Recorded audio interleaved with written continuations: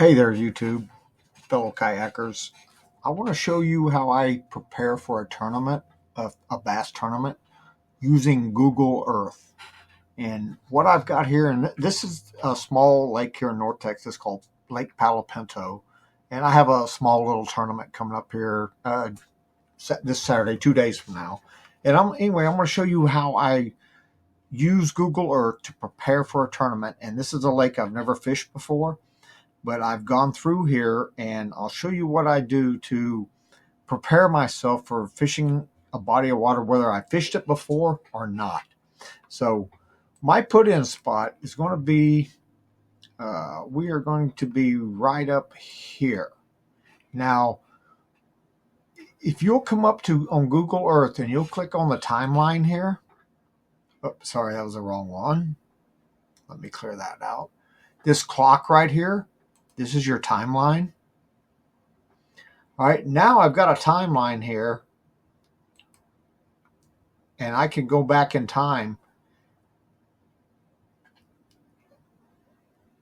Now this is back in 2020. Let me go back a little further. Okay, you can see here, this is actually what the light looks like right now, and we'll be putting in, like, I think right here is what we'll put in. But so as you can see, it's not a very big lake. It's about 2,200 acres. There's a little power plant right here, and this is where one of the creeks come in. It's fed by several creeks, and this is the main body of the lake, and I'll show you what I'm talking about here in a minute. So what I do to prepare for this is I go back, knowing this part of North Texas. You can see there's like a creek channel here. All right, I am going to go back to, I believe it was 2015 or 2012 here. No, 2015. All right, we had a drought up here, and you can see now when I go back in time, you see the drought. You can see where this lake is now. This is the only water right here other than the deep creek channels. But this is why I use Google Earth and I go to that timeline, because granted, I am putting in right here, and it shows it is all dry, but now I see what's laying down here, and I can plan places to fish versus by seeing contours and stuff. And I've gone through and I've marked a lot of this stuff. So anyway, so this is my put in right up here. And you can see this is a channel, and remember, this all has water now. But coming in through Google Earth, I can come through here and I can zoom in, right? Now, I'm not seeing a whole lot right here. I'm sure this is some vegetation and some grass now that may possibly be worth fishing, but I won't know till I get there. But the first spot I come up to is, this actually is a spot that held water during this drought. So this is telling me this is a deeper hole here. This is possibly a good place to fish. You got a boat dock here and a boat dock here. And I don't really see anything else as far as many rocks or vegetation or anything, but I do know there's a hole here with 2 docks. So this might be a good ambush spot for bass to sit, hide underneath these docks with deep water nearby. Now, following this creek channel on over, I did find a rocky hump here. There's a little hump right here, potential to fish. And this is a creek channel here, so you can see where the water still is. This is a deeper spot in that channel. So I've marked this point right here where this bend is, knowing that this is a deeper hole, and the water tends to erode on this bank when it's flowing and on this bank when it's flowing. Remember, current and flow is going to hit the opposite bank, so this is going to be a deeper spot right here, and this is a place where I'm going to hit right around this hump. I will definitely work that spot. All right, I don't see a whole lot of else because, you know, like I say, it's dried up, and this seems to be pretty much a flat area right here. There is something right here. It looks like maybe an old road bed, but I really think it's a road that people were taking to get access to the water during the drought. So I'm not really going to worry about that there. But I do see something right here. This is a a hump right here, and I'll show you. I see the hump now. Now I'm going to go up here to my timeline, and I'm going to come back up. Okay, now you can see what it looks like now. You see where I have the hump marked, and here's some submerged area too. This area right here is going to be a good place to fish because I know there's an underwater hump with deeper water next to it. Let's go back. See, you use this timeline. You see the structure here and this submerged stuff right here. And here's 2015. You can see it's all dry right here, but it's a place that I marked. There's another little spot I didn't mark right here, and this is a deep little, looks like a little deep hole in front of this dock here, and I can go ahead and mark it. You can come up here to your place mark, click Add Place Mark, move this around to where you want it, and I come up here and I'm going to name this hole. That's all I'm going to do is put hole. If I wanted to, I could put some more info down here in the bottom, and I'll just hit OK. Now I have another waypoint marked. All right. There is a little bit of structure up in here. I see what looks like maybe a little bit of timber and a few little laydowns here. If I want to mark that, I may want to fish it, but I plan on skimming past these because I'm heading off to other places to fish.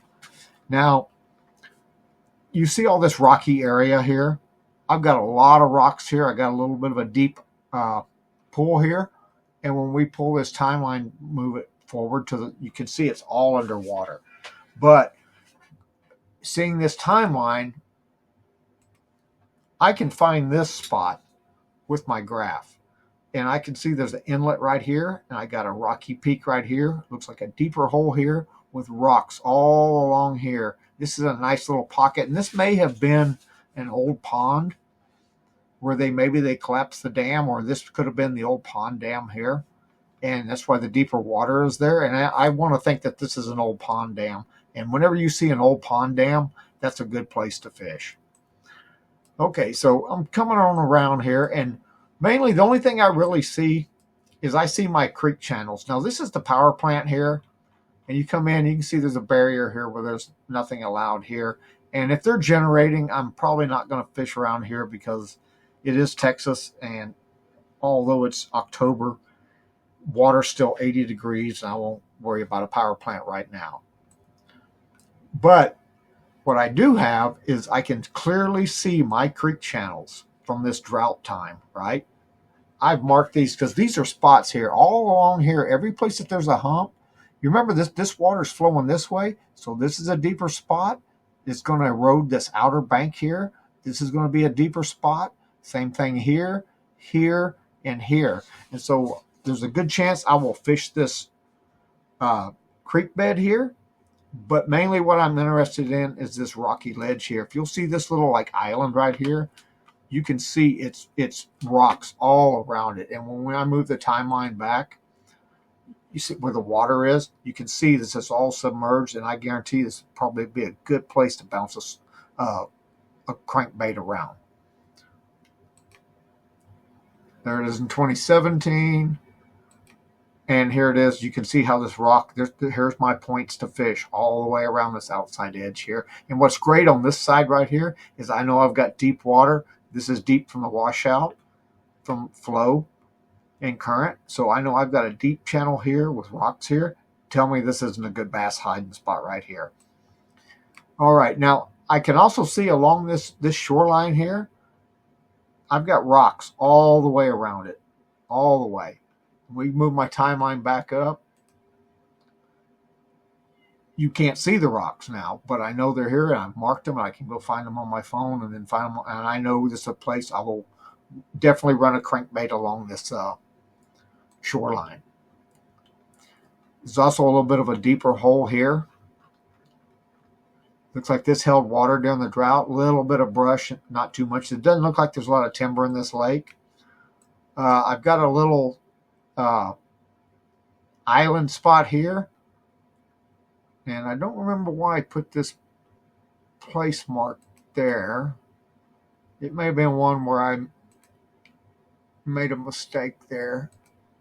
Yeah, it probably is. I probably forgot to move it. It was supposed to be on this little hump right here. So now, looking at this drought picture, here's an old road bed coming across the lake here. You can see where this road used to go. Boom, boom, boom. This is an old bridge. I've got deeper water pilings from the creek channel, and I guarantee you this is going to be a good place for bass right here. Deeper hole here, and also the old road bed here with a little bit of deeper water on each side. Now, this cove right here, I really didn't see much up in here. I'm not seeing any structure or nothing. I'm basically seeing just a bunch of some docks. Now, if you want to fish the docks, this is a little bit of a rocky point around here. This point might be suitable because you got deeper water here. So I would probably work a crankbait right around here, and I'll just put a place mark here, and I will name this Rocky Point. And you use whatever code words that you want for you to remember and stuff. So I know looking at when I get out there on the lake and I look at my phone, or I can find this spot here and I know what it is. I got my place marks here. There's a little bit of a deeper hole here and a channel. And this is coming into the main lake now.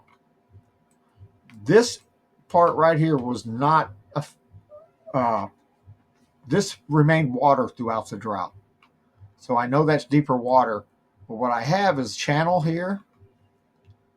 This is some sort of structure here, and it looks like, from what I'm seeing, possibly it runs up this way.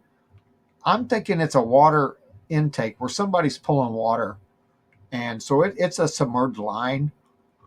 There might be a little bit of mooring here along this island here, and so I marked this hump here, so I know to fish around this deeper water, and I got a little bit of structure there, not too much. And you can see there's not a lot of structure on this lake. It's an older lake from the 60s. I believe it was impounded somewhere in the early 60s, but I will definitely fish these humps because I know it's a channel here and a channel here.